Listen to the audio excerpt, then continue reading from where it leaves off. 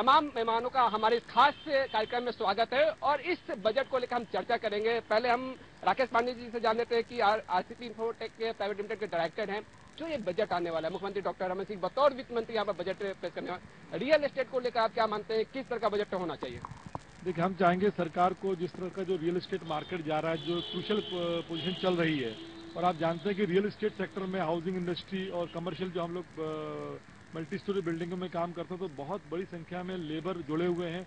बहुत सी इंडस्ट्री हमसे जुड़ी हैं, ब्रिक इंडस्ट्री है, टाइल्स की इंडस्ट्री है। लोकल इंडस्ट्री में अगर हम बातें करें तो लोकल लेबर काफ़ी हमारे यहाँ काम करते हैं। तो हम कोशिश करते हैं, सरकार से अपेक्षा करते हैं कि सरकार इस तरह के कार्य सपोर्ट करे कि टैक्स में बहुत बड़ा बेनिफिट हो।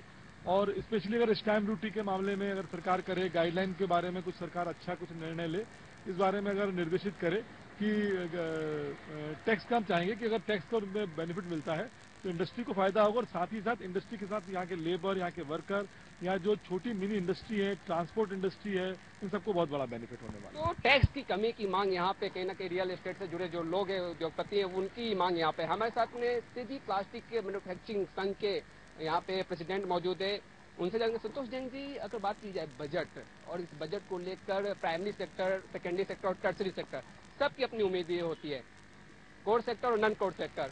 आपको क्या लगता है कि इस बार का बजट, जो इंद्रधनुषीय बजट हमेशा मुख्यमंत्री डॉक्टर रमन सिंह बोलते हैं, किस तरह का बजट होना चाहिए, खासतौर पर कोर सेक्टर के लिए? देखिए, अभी जो नई उद्योग नीति आई है और माननीय हमारे जो मुख्यमंत्री डॉक्टर रमन सिंह जी हैं, और वो उद्योग मंत्री भी हैं, और चूंकि मैं उद्योग के क्षेत्र से जुड़ा हुआ हूं, उन्होंने बार बार बोला है कि अब हम कोर सेक्टर को बढ़ावा नहीं देंगे क्योंकि वो संतृप्त हो चुके हैं।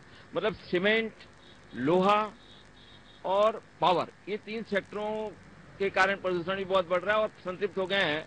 तो नॉन कोर सेक्टर में बहुत बड़ी तादाद में यदि कोई इंडस्ट्रियां आ सकती है तो वो प्लास्टिक इंडस्ट्रियां हैं। प्लास्टिक इंडस्ट्रियों में अभी भी यहाँ पे फर्नीचर की बहुत कम इंडस्ट्रियां हैं। अभी भी यहाँ पे जो एग्रीकल्चर में पाइप काम आते हैं, जिसकी जैन एरिगेशन करके जो पूना की बहुत बड़ी कंपनी है और उनका 2,500 करोड़ का टर्नओवर भी है, वो भी यहाँ पे आना चाहते हैं।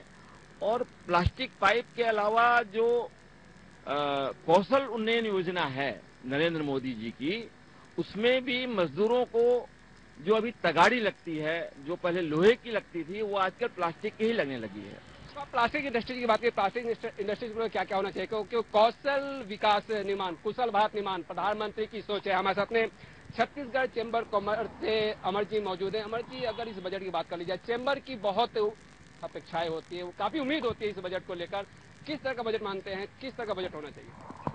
देखिए, हम लोग जब सोचते हैं तो हम लोग पूरा चारों तरफ सोचते हैं। हमारा सोच रहता है कि एक आम नागरिक को बेनिफिट होना चाहिए, हमारा जो व्यापारी और इंडस्ट्रियलिस्ट है उसका बेनिफिट होना चाहिए, और सरकार का रेवेन्यू कैसे बढ़ना चाहिए, हम इस तरीके से सोचते हैं। हम लोग कभी भी एक तरफा नहीं सोचते हैं कि खाली व्यापारी का फायदा हो जाए या कंज्यूमर का फायदा हो जाए।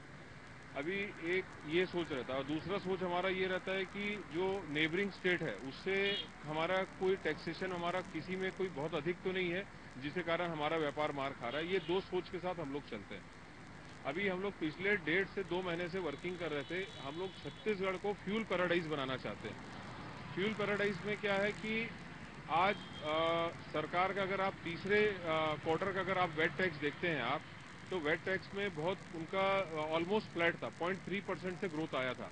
और इसका जो मेजर रीजन था टारगेट पूरा नहीं करना, जिसमें पेट्रोलियम प्रोडक्ट का टैक्सेशन में उनको नुकसान होना। पेट्रोलियम प्रोडक्ट को नुकसान क्यों हुआ कि मान लीजिए पहले 70 रुपए का पेट्रोल था, अब हो गया 58 रुपए का, जो 10 रुपए में जो 25% टैक्स मिलता था, उसका जो नुकसान हुआ उस कारण उनका वेट में काफी नुकसान हुआ।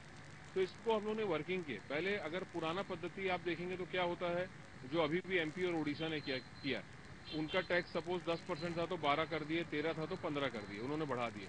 नॉर्मली हर सरकार वैसी करती है, लेकिन छत्तीसगढ़ में रमन सिंह जी की जो सरकार है बहुत पॉजिटिव सोचती है और पब्लिक का बहुत ध्यान करती है, व्यापारियों का ध्यान करती है और रेवेन्यू का भी ध्यान करती है। तो हमारा उनको ये सुझाव था कि 25% जो वेट है छत्तीसगढ़ में उसको 2% कर दिया जाए, 2% कम करके 23%, मात्र 2% टैक्स कम करने से हमारे जो 2.5 करोड़ जनता है उनको पेट्रोल और डीजल 75 पैसे से लेके 92 पैसा सस्ता पड़ेगा। तो तुरंत कल से हमारे जो 2.5 करोड़ जनता है उनके अच्छे दिन कल से ही आ गए, क्योंकि रोज वैट की कमी की जो आप बात बोल रहे हैं, कहीं ना कहीं पेट्रोलियम पदार्थों पर जो वैट है उससे एक बहुत बड़ा अमाउंट आता है सरकार के पास में। वही बताना चाहता हूँ आप मेरे को। नहीं, तो एक वो बहुत बड़ा अमाउंट, और जो अभी जिस तरह से कमी हुई है उससे कहीं ना कहीं जो राजकोषीय जो घाटा है उससे उस पर भी फर्क पड़ता है। नहीं, इसमें कम करने से ये सबसे इम्पोर्टेंट है, हमारी जनता को फायदा हो गया, नंबर 1। नंबर 2, हमारा छत्तीसगढ़ की आज रीढ़ की जो हड्डी है वो स्टील उद्योग है।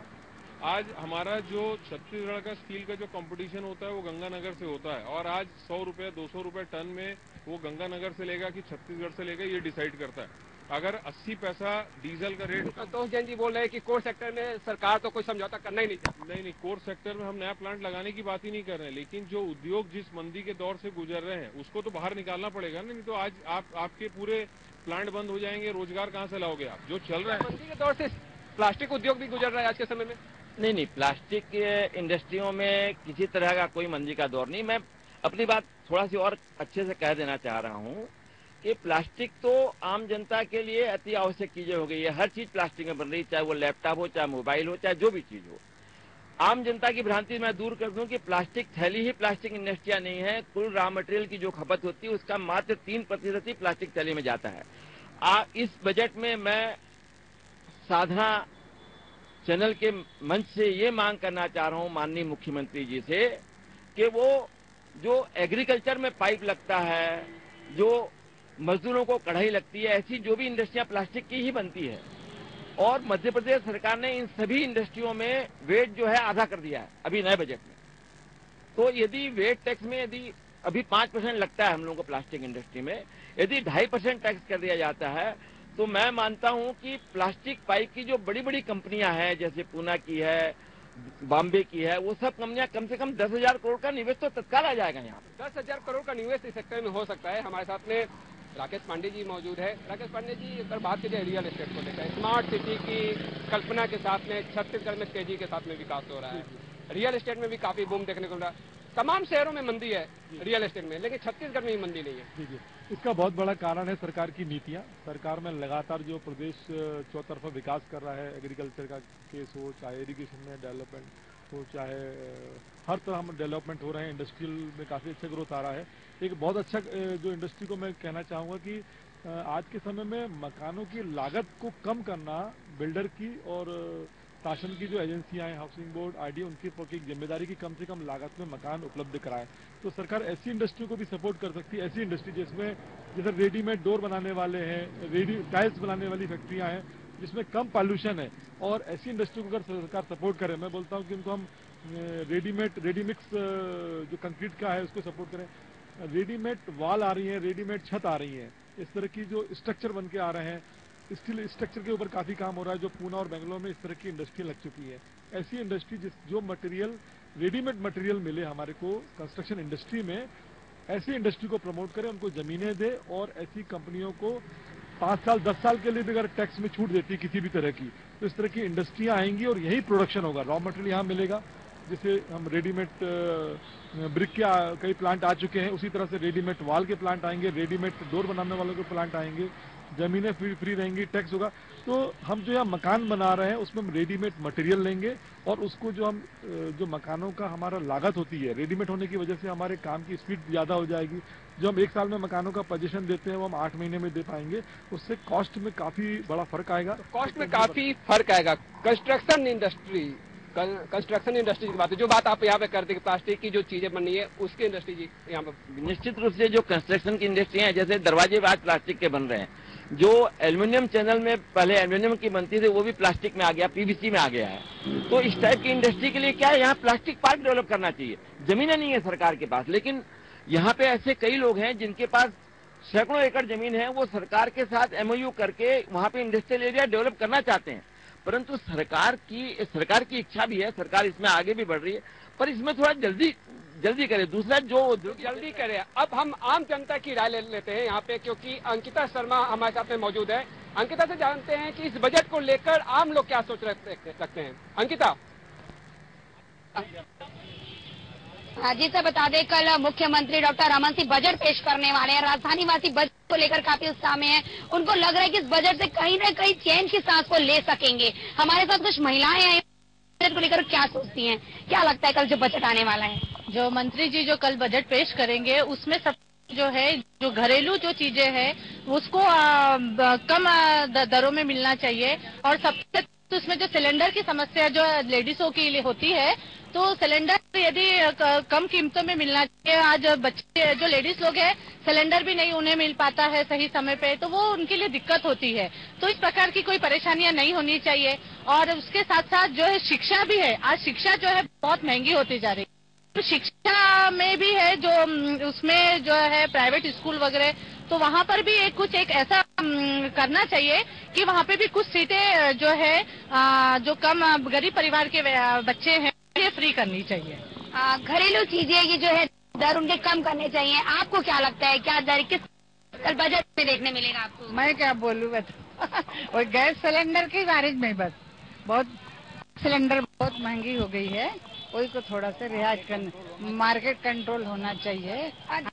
मूल्यों में वृद्धि हो रही है। हमारे साथ सर भी उनसे जानते हैं कि क्या लगता है कल बजट कैसा होना चाहिए कल का? बजट ऐसा है कि कम से कम इसके अंदर मार्केट को करना चाहिए, रीजनेबल रेट के ऊपर सब चीज मिलना चाहिए। गैस सिलेंडर बुक करने के 2-3 दिन कहना चाहिए, इससे क्या हमारा समस्या हल हो सकती है, आम आदमी इसमें खुशी रह सकता है, बस ये और क्या। और टैक्सेस में रीजनेबल टैक्सेस लगा के उसके ऊपर कार्य किया जाए। हाँ, सर का कहना है कि टैक्स कम करना चाहिए। हमारे साथ युवा वर्ग भी जुड़े हुए हैं, इनसे जानते हैं कि वो बजट के लिए उनकी क्या अपेक्षा है। पहली तो मैं मुख्यमंत्री जी को बधाई देना चाहता हूँ कि इस बार मुख्यमंत्री जी ने मैसेजों में मोबाइल में मैसेज भेजे हैं कि अपनी राय मुझ तक पहुंचाएं। तो पहले बहुत बड़ी बार बजट में ऐसा हो रहा है, मुख्यमंत्री के द्वारा ऐसा किया जा रहा है कि बजट में आप आम जनता को जोड़ा जा रहा है कि आम जनता बताए कि आज उनको चाहिए।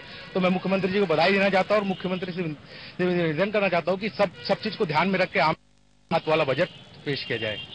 युवा वर्ग का कहना है कि आम जन की जो सुविधाएं हो उस बजट ऐसा पेश किया जाए। अब देख पाते कि मुख्यमंत्री जी का किस तरह का बजट पेश करते हैं और जनता को राहत के साथ में, क्योंकि इस बार का बजट की जो मुख्य बातें हैं 40 लाख लोगों से सुझाव मंगाया मुख्यमंत्री डॉक्टर रमन सिंह ने।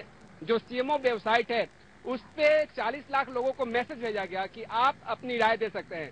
कुछ आम जनता से अभी बात हो रही थी, आम जनता तो अपने पॉकेट को देखती है, पॉकेट पर उनका बोझ कम पड़े, जो घरेलू सामान वो सस्ता हो, और साथ में जो पेट्रोलियम पदार्थ की आप बात करें तो उस पर भी टैक्स की बात की जा रही है, उसको कम किया जाए। नहीं, आप मेरे को पूरा कंप्लीट नहीं कर रहे थे। जब मैं पेट्रोल की बात कर रहा था, जैसे संतोष जी ने बोला कोर इंडस्ट्री नहीं आना चाहते हैं क्योंकि पोल्यूशन है और बैलेंस काफी सारी चीजें हैं। मेरा उसमें क्या था कि नंबर 1 अगर स्टील उद्योग यहाँ चलेगा तो रियल एस्टेट हो गया, ट्रेडिंग हो गया, सारे बिजनेस पटरी में आ जाएंगे। क्योंकि आज छत्तीसगढ़ में जो मेजर बिजनेस है वो स्टील का है। स्टील को आपने राइट किए तो पूरा छत्तीसगढ़ का बिजनेस राइट हो जाएगा, नंबर 2। नंबर 3, जो इससे जो टैक्स रिवेन्यू जो सरकार का कम होगा, इसको हम लोगों ने फरवरी एंड में बनाए थे, तो तब सरकार को पर लीटर 72 पैसे से 95 पैसे के बीच में डेंट हो रहा था। मैंने आपको इनिशियली बोला था कि सरकार का रिवेन्यू का भी हम लोग सोचते हैं। इसमें जो हमारा छत्तीसगढ़ का जो भौगोलिक स्थिति है, हम 6 स्टेट से जुड़ते हैं। यहाँ उड़ीसा, यूपी, झारखंड, महाराष्ट्र, आंध्रा, मध्य प्रदेश, ऐसे सारे स्टेट जुड़ते हैं। और नेशनल जो अपन खड़े हैं NH6 में खड़े हैं अपन, जो पूरा कलकत्ता रूट चलती गाड़ियां, इसमें 25% डीजल का सेल इसी से बढ़ जाएगा जो हाईवे में गाड़ी चल रही है। और जो दूसरे स्टेट की गाड़ियां यहाँ पे आती हैं अपने स्टेट से डीजल लेके, जो डीजल का रेट का एडवांटेज रहेगा उससे जो वापस जाएंगे तो यहाँ से भरा के जाएंगे। तो सरकार का रिवेन्यू कहीं भी 1 रुपया कम नहीं होगा। हम लोगों ने पूरा वर्किंग किया था, करीब 250 करोड़ से सरकार का फ्यूल में रिवेन्यू बढ़ता है, हमारी आम जनता को फायदा होता है, इंडस्ट्री को फायदा होता है, सारा बिजनेस कम्युनिटी को फायदा होता है। ये विन विन सिचुएशन है। और जब हम लोगों ने बनाया था तब सरकार का नुकसान हो रहा था। अभी कुछ दिनों पहले 3 रुपए से पेट्रोल और डीजल दोनों के रेट बढ़े हैं। तो जहाँ पे 80 पैसा और 82 पैसा जो टैक्स नुकसान हो रहा था, वो भी 70-72 पैसा वो 3 रुपए बढ़ने के कारण ऑलरेडी कवर हो चुका है। छत्तीसगढ़ चैम्बर की यहाँ पर अपने सुझाव, जो 40 लाख लोगों के तरफ से भी सुझाव मंगाएंगे, उसको तो रमन सिंह अपने बजट में ध्यान देंगे। हमारे साथ में अनिल द्विवेदी जी, वरिष्ठ पत्रकार मौजूद है। द्विवेदी जी, अगर बात की जाए इस बजट को लेकर, खास बात यह है कि 40 लाख लोगों को मैसेज किया गया, बजट को लेकर राय मंगाया गया। क्या लगता है तमाम सुझाव को मुख्यमंत्री डॉक्टर रमन सिंह अपने बजट में समाहित करेंगे? नहीं, बिल्कुल राजीव, ये बहुत अच्छी पहल हुई है सरकार की तरफ से, और 40 लाख लोगों ने यदि मैसेज गया है और उसका रिप्लाई किया है, तो जाहिर सी बात है लोग बजट को लेकर के एक उम्मीद भरी दृष्टि रखे हैं सरकार पर। लेकिन हमें देखना ये होगा कि बजट का जो मूल सिद्धांत है वो ये है कि एक हाथ से लेना, दूसरे हाथ से लेना। तो देना और लेने की प्रवृत्ति में हम ये ना भूलें कि राज्य का, सरकार का जो आर्थिक ढांचा है वो चरमराया हुआ है, खजाना पूरी तरह खाली है, और रमन सिंह की सरकार, मुख्यमंत्री डॉक्टर रमन सिंह के पास ऐसी कोई मजबूरी नहीं है कि हम लोग भी जानते हैं कि जो घाटे का बजट होता है काफी अच्छा माना जाता है। राजकोषीय घाटे की जो बात आप कह रहे हैं, भले ही उसमें प्रतिभूति कुछ रिजर्व बैंक के पास में रखा गया है, लेकिन जो तमाम सुझाव यहाँ पे आए हैं, दिन प्रतिदिन जिस तरह से यहाँ पर विकास देखा जाए, 10% आज आर्थिक सर्वेक्षण रिपोर्ट में भी वृद्धि देखने को मिली, तो ये जो सूचक है कहीं ना कहीं विकास की सूचक तो दर्शाते ही है। मैं उसी पर आ रहा था, मैं उसी बात पर कह रहा था कि मुख्यमंत्री डॉक्टर रमन सिंह एक बात जरूर करेंगे कि अगर वो टैक्स लेंगे या टैक्स का अतिरिक्त बोझ डालेंगे, लेकिन वो गरीबों को नहीं छुएंगे। जो धान की चावल योजना है, खाद्य वितरण प्रणाली है, जो आवासीय योजना है, मुझे लग रहा है इसमें रमन सिंह जी बहुत दयालु होकर के उसमें छूट देंगे। जहां तक टैक्स वसूलने की बात है, निश्चित तौर पर खजाना खाली है और उसके लिए सरकार को कोई न कोई उपाय करने होंगे। अब ये तो कल जब पिटारा खुलेगा तब पता चलेगा कि पिटारा खुलेगा तब मालूम चलेगा।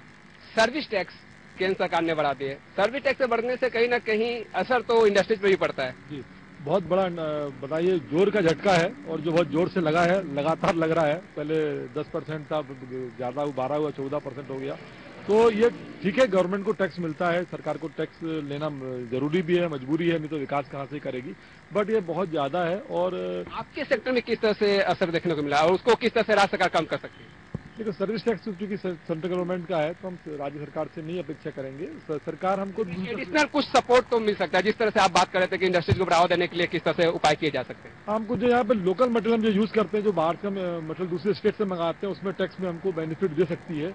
ऐसे प्रोडक्ट हम जो सरकार चाहती है, जो हम छत्तीसगढ़ के अंदर बिल्डिंग इंडस्ट्री वाला जो मटेरियल सरकार यहाँ प्रमोट करे, और उसको हम प्रमोट अगर करते हैं ना, तो उसमें सरकार हमको छूट दे कि यदि हमने पूरे छत्तीसगढ़ के अंदर के सारे प्रोजेक्ट, टाइल हम गुजरात से ला रहे हैं, कुछ बिल्डर है आउट ऑफ इंडिया भी लेके आते हैं, तो चाहे सरकार उनको पेनलाइज कर दे। लेकिन अगर जो प्रोडक्ट हम छत्तीसगढ़ के अंदर ही बन रहे हैं, तो ये तमाम बातें हैं जो बजट में समाहित किया जाए तो एक अच्छा बजट हो सकता है। और जब रमन सिंह का पिटारा खुलेगा तो उस बजट में क्या रहेगा प्रदेशवासियों के लिए, ये गौर करने वाली बात होगी।